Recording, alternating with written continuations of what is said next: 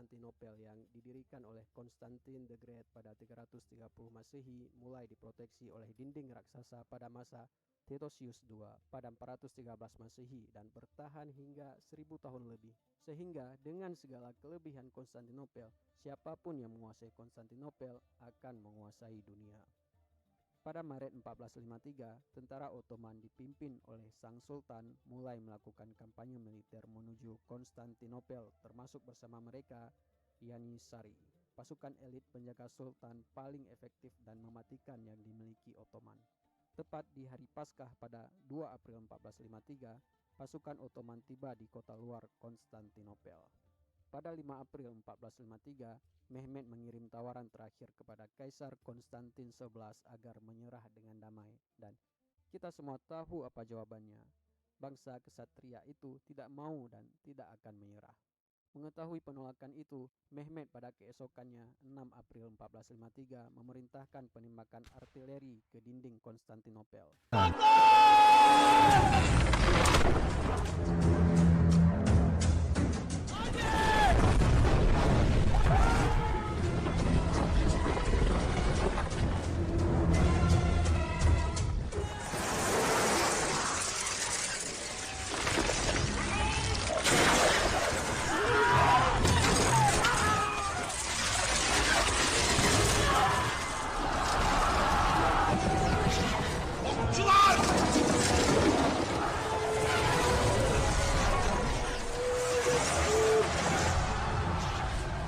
Trebuchet atau pelontar batu mulai dikerahkan, dan pada hari itu juga meriam basilika untuk pertama kalinya digunakan dalam sejarah dan berhasil membuat celah pada tembok Konstantinopel walau belum membuahkan hasil yang maksimal.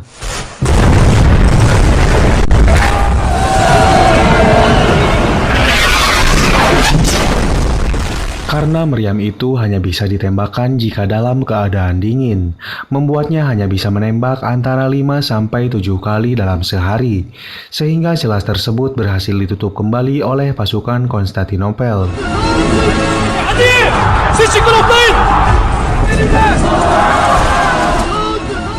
Banyak korban berjatuhan di kubu Sultan Mehmed karena pasukan infanterinya diserang habis-habisan oleh arseri atau pemanah serta serangan mematikan oleh yang lebih dikenal dengan semprotan api Yunani. Hingga dalam peperangan hari pertama itu akhirnya dimenangkan oleh Konstantinopel.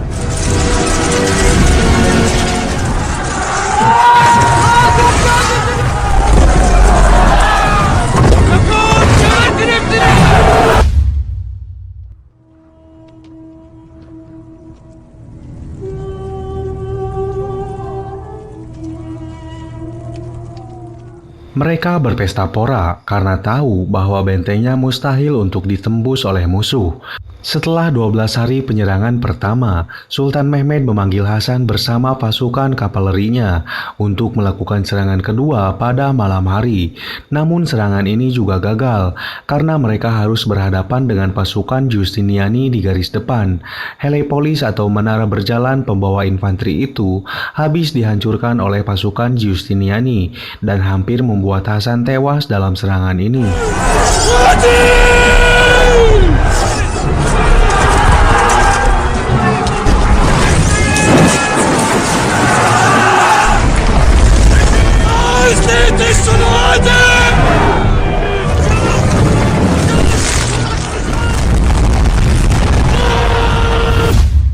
Setelah pertemuan spiritual itu, Sultan Mehmed terus berzikir untuk menenangkan hatinya.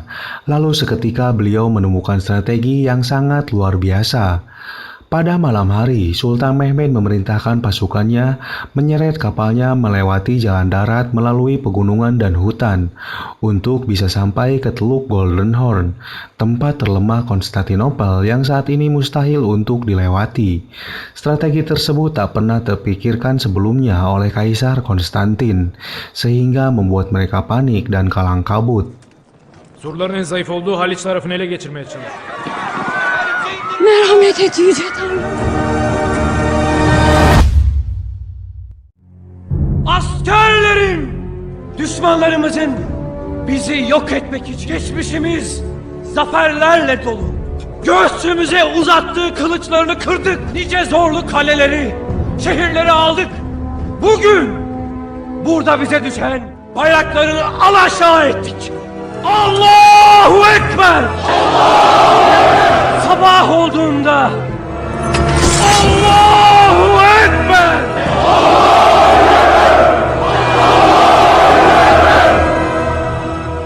Setelah pagi tiba, Sultan Mehmed melakukan sholat duha berjamaah dengan semua pasukannya yang dipimpin sendiri oleh beliau.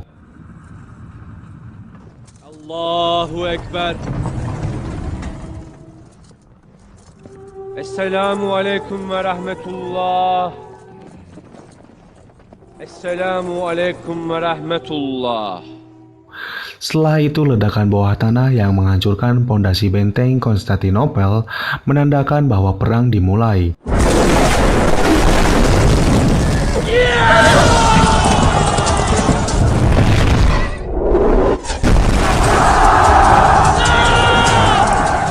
Akhirnya di hari dengan cuaca yang tenang itu, benteng Konstantinopel berhasil runtuh, sehingga pasukan Ottoman berhasil merangsek masuk dan melumpuhkan garis depan.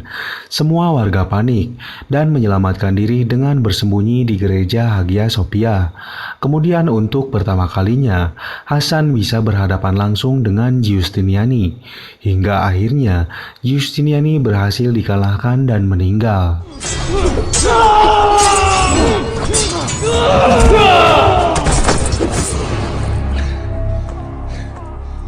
Sementara dalam situasi darurat itu, petinggi kerajaan Adipati Notaras menyuruh Kaisar Bizantium Konstantin XI untuk melarikan diri dari istana.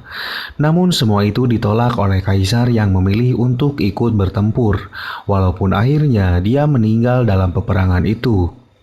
Aksi heroik yang terakhir terlihat saat Hasan mencoba mengibarkan bendera Utsmaniyah di atas benteng Konstantinopel untuk mendeklarasikan bahwa benteng telah berhasil direbut.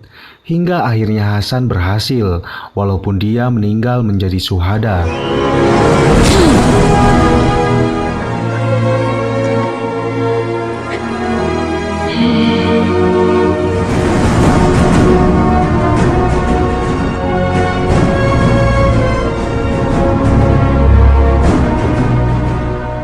Akhirnya Sultan Mehmed bersama pasukannya berhasil merebut kembali Konstantinopel yang telah lama dikuasai oleh Bizantium.